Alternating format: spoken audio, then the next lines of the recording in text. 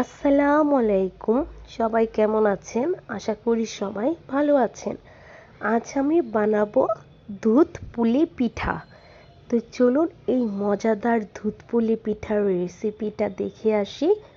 এই জন্য এখানে একটা বড় সাইজের নারকেল নিয়ে নিয়েছি। নারকেলটা কিন্তু বেশ বড়ই ছিল, দেখেই বুঝতে পারতেছেন। তো এখন এই নারকেলটার সাথে আমি গুড় দিয়ে দিব। এটা হচ্ছে খেজুরের যে দানাদার গুড়, এই দানাদার গুড়টা আমি নিয়েছি। চাইলে আপনারা যে কোনো গুড় দিয়েও কিন্তু এটা করতে পারেন। তো এটা যেহেতু লিকুইডই ছিল, তার জন্য আমার আর এক্সট্রা করে কেটে নিতে হয়নি, জাস্ট আমি এটাই দিয়ে দিচ্ছি। আমি নারকেলের অনুযায়ী গুড় দিব, মিষ্টিটা পরিমাণ করে আপনারা আপনাদের পছন্দের মতো করে কম বেশি কিন্তু করে নিতে পারেন। আমি এটা অল্প অল্প করে ইটটা দিয়ে দিচ্ছি, গুড়টা দিয়ে দিচ্ছি। পরে মিষ্টি দেখে যদি মনে হয় আরও লাগবে তাহলে পরে আবার দিয়ে নিব।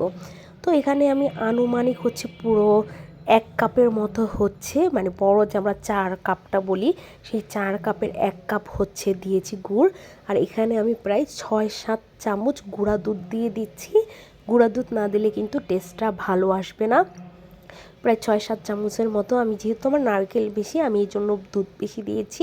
আপনারা অল্প করে বানালে দুধ অল্প, গুড় অল্প, সব কিছু পরিমাণ মতো করে দিয়ে দিবেন। এখন হাত দিয়ে আমি খুব সুন্দর করে মেখে নিচ্ছি গুঁড়া দুধ, নারকেল আর খেজুরের গুড়টাকে। খুব ভালো করে হাত দিয়ে আমি একটু সুন্দর করে মেখে মিক্সড করে নিচ্ছি। তাহলে চুলাতে দিলে আমার সুবিধা হবে। এক্সট্রা করে আর খুন্তি দিয়ে মিলালেও কিন্তু, হাত দিয়ে মিলালে যেমন হবে, খুন্তি দিয়ে কিন্তু এভাবে হবে না। তো খুব ভালো করে মিশানো শেষ হয়ে গেছে। এখন আমি চুলাতে সরাসরি এই মিশ্রণটা দিয়ে দিলাম। একটা সসপ্যানের হাঁড়ি বসিয়ে গুড়টা আর নারকেলটা, তো আমার কাছে মনে হলো যে গুড়ের কালারটা, এই দানাদারের কালারটা একটু কম আসছে, তার জন্য আমি আর একটু পাটালি গুড় ছোট ছোট করে গ্রেট করে দিয়ে দিয়েছি। সাথে 2টা এলাচ মুখ ফাটিয়ে দিয়ে দিলাম ফ্লেভারের জন্য। এখন খুব সুন্দর করে নাড়াচাড়া দিয়ে এই খেজুরের গুড়ের নারকেলের হালুয়াটা সুন্দর করে আমি রান্না করে নিব।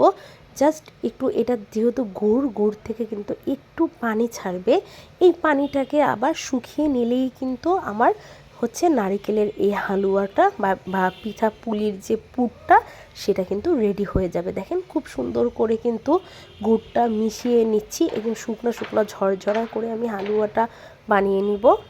হালুয়াটা কিন্তু একদম পুরোপুরি রেডি হয়ে গেছে। দেখেন একদম আর কিন্তু ভিজা ভিজা ভাব নেই। এখন আমি চুলা থেকে এই নারকেলের পুরটাকে নামিয়ে একটা যে বোলের ভিতরে নিয়ে নিলাম, ছড়ানো বোল। নামানোর পর আমি আবারও উপর দিয়ে 2 চামচ গুঁড়া দুধ ছিটিয়ে দিচ্ছি। এই দুধটা জাস্ট মাওয়ার মতো কাজ করবে।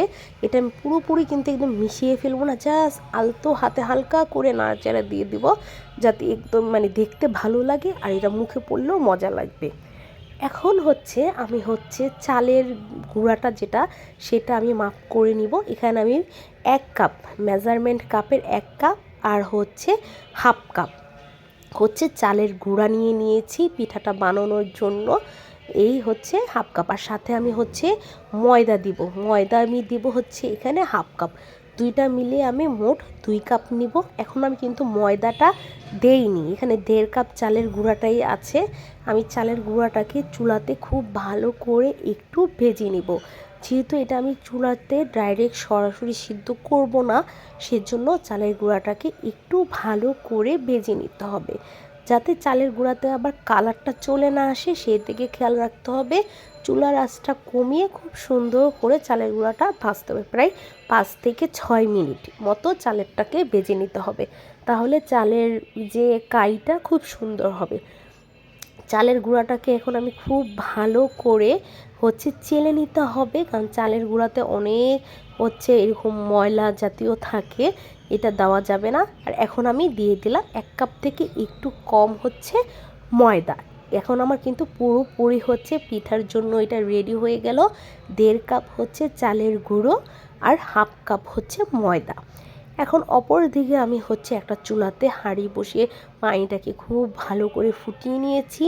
এখন আমি ঠিক এইভাবে করে অল্প অল্প করে পানি দেবো। এখানে আমি 1 কাপ পানি কিন্তু প্রথমে দিয়ে দিলাম।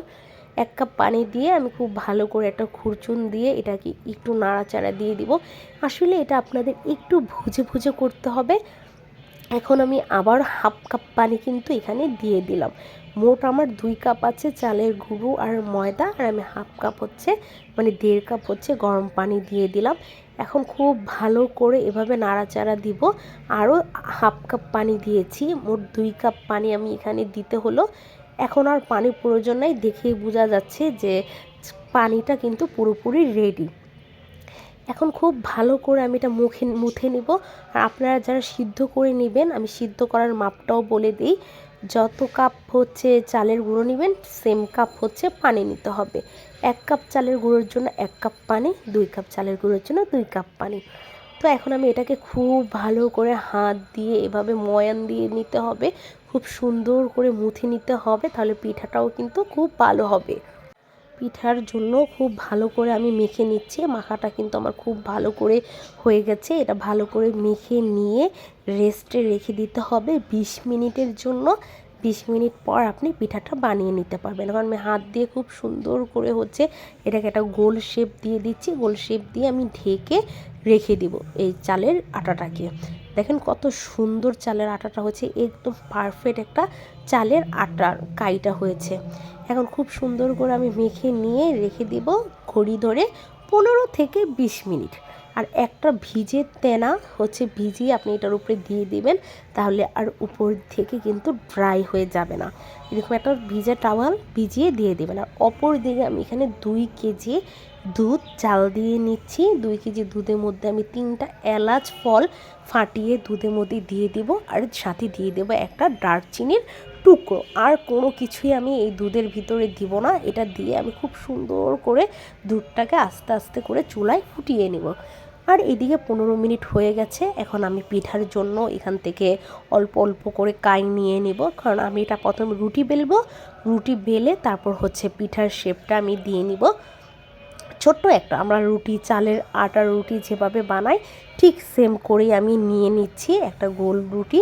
এখন আমি এটা বেলুনি দিয়ে খুব সুন্দর করে রুটি বানিয়ে নিলাম। দেখেন পুরটা কতটুকু নিয়েছি, একদম মানে রুটির মতনই, জাস্ট চালের আটার রুটি যেভাবে বানান সেম এরকমই বানাবেন। আমি এখন একটা কুকি কাটার নিয়ে নিয়েছি। কুকি কাটার দিয়ে ঠিক এভাবে আমি ছোট ছোট করেছি, কিন্তু আমি দুধ পুলি পিঠা বানাবো, দুধে ভিজাবো, তার জন্য আমি ছোট ছোট করে এভাবে লিচি কেটে নিচ্ছি ছোট ছোট করে। আসলে দুধ পুলি পিঠাটা না বড় হলে মানে চামচ দিয়ে কেটে কেটে খেতে হয়, আর এই ছোট ছোট বানালে একেবারেই দুধের সাথে আপনি চামচের ভিতরে একটা উঠিয়ে কিন্তু মুখে দিয়ে দিতে পারবেন। এখন আমি ঠিক এইভাবে ছোট্ট একটা বল নিয়ে নিলাম।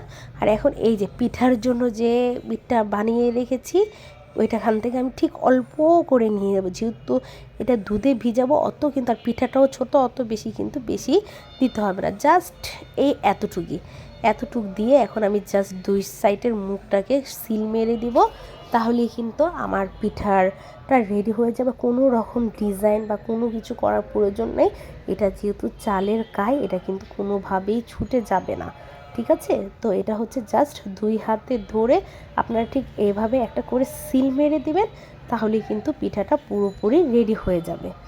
তো আমি আপনাদেরকে দেখাচ্ছি আমার পিঠাটা কতটুকু হয়েছে, জাস্ট আমার হাতের আঙ্গুলের 2 ইঞ্চি। এখন আমি আপনাদের সুবিধার জন্য আমি আরেকটা পিঠা দেখাচ্ছি। আসলে এটার ডিজাইন যার যার কাছে, আপনারা চাইলে অন্যভাবেও দিতে পারেন, যেভাবে খুশি ঠিক সেভাবে কিন্তু আপনারা এটা করে নিতে পারেন। তো দেখতেই পেলেন আমি খুব ভিতরে সামান্য একটু হচ্ছে পিঠাটা দিয়ে দিলাম, দিয়ে এই যে শেষ। 2 হাত দিয়ে জাস্ট একটু সিল দিয়ে দিলেই, এখানে পানি বা কোনো কিছু কিন্তু প্রয়োজন নাই আপনার দেওয়ার, ঠিক এভাবে করলেই কিন্তু খুব সুন্দর সিল হয়ে যাবে। তো আমি ঠিক সেমভাবে করে আমি এখন সবগুলো পিঠা সেমভাবে আমি বানিয়ে নিব। এখানে আমি সবগুলো পিঠে বানিয়ে ফেলেছি, দেখতেই পাচ্ছেন আমার পিঠেগুলো কিন্তু মাত্র 2 কাপ চালের গুঁড়ো দিয়ে অনেকগুলো পিঠা হয়েছে। আমি আসলে গুনি নেই, 100-র মতো হবে আমার এখানে পিঠাগুলো হয়েছে 3টা সিনি। তো এখন দুধটা কিন্তু আমি পুরো সম্পূর্ণ জাল দিয়েই আমি হচ্ছে পিঠাটা রেডি করেছি। দেখেন দুধটা কিন্তু আমার ভালো পরিমাণেরই শুকিয়ে গেছে। এখন আমি সবগুলো পিঠে হচ্ছে এই দুধের মধ্যে সরাসরি দিয়ে দিব, দুধের ভিতরে পিঠাগুলো সিদ্ধ করব, তাহলে এই পিঠার ইটটা খেতে চালের যে কায়ের আটাটা খেতেও খুব মজা লাগবে।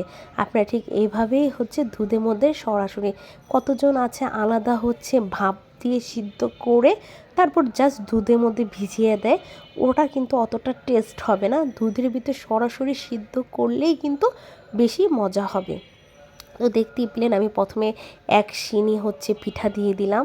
এখন আমার দ্বিতীয় সিনির যে পিঠাটা আছে সেটাও দিয়ে দিলাম। তো লাস্ট আমার আরেকটা ডিশ আছে, আমি সেটাও দিয়ে দিব। আমি একটু চামচ দিয়ে খুব ভালো করে নাড়াচাড়ে দিয়ে দিচ্ছি। তো এখানে আমার 2 কেজি দুধ কিন্তু লাস্টে দিয়ে দুধটা একটু বেশি শুকিয়ে গিয়েছিল। পরে আমি আবার এক্সট্রা করে আলাদা আধা কেজি দুধ জাল করে এই দুধের সাথে মিলিয়ে দিয়েছিলাম।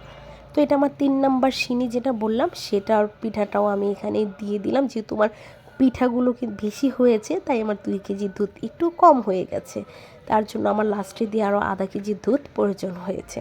এখন আমি খুব ভালো করে পিঠাটা সিদ্ধ করে নেব। যেহেতু দুধটা আমার আগে থেকেই জ্বালানো ঘন করা, দুধে তো আর ঘন করতে হবে না। আর এই পিঠাটা সিদ্ধ হতো যেহেতু পিঠার ভিতরে পুরটাও রেডি, জাস্ট উপরে লেয়ারটা একটু সিদ্ধ হবে। ঘড়ি ধরে 6 থেকে 7 মিনিট চুলাতে রাখলে খুব সুন্দর পিঠাটা কিন্তু একদম সফট হয়ে যাবে। এর চেয়ে বেশি রাখতে গেলে কিন্তু আবার পিঠার এটা ছিঁড়ে যেতে পারে। তো আমি যেহেতু এই দুধটা আমি গুড় দিয়ে করব, মানে মিষ্টিটা, দুধের মিষ্টিটা আমি গুড়ের মিষ্টি খাবো, তো এই জন্য আমি গুড়টা, যেহেতু পাটালি গুড় ছিল, আলগা করে অল্প একটু পানি দিয়ে গুড়টাকে আমি গলিয়ে নিয়েছি যাতে দুধের ভিতরে আর এক্সট্রা করে বেশিক্ষণ সময় না লাগে।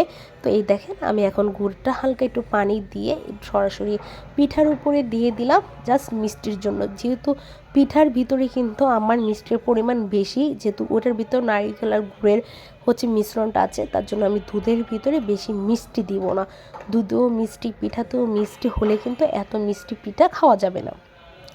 এখন আমার পিঠাটা কিন্তু একদম রেডি হয়ে গেছে। আপনারা দেখতেই পাচ্ছেন দুধটা আমার কি পরিমাণের ঘন হয়ে গেছে, আর মিষ্টিটাও আমি টেস্ট করে দেখেছি একদম পারফেক্ট হয়েছে। তো আমার পিঠাটা পুরোপুরি রেডি। এখন কেমন লাগলো বলুন তো আপনাদের কাছে আমার খুব সহজ দুধ পুলি পিঠার রেসিপিটা? এটা খেতে এতটাই মজা, বড় থেকে ছোট সবার পছন্দ হবে এই পিঠাটা। অবশ্যই বাসায় ট্রাই করবেন। আল্লাহ হাফেজ।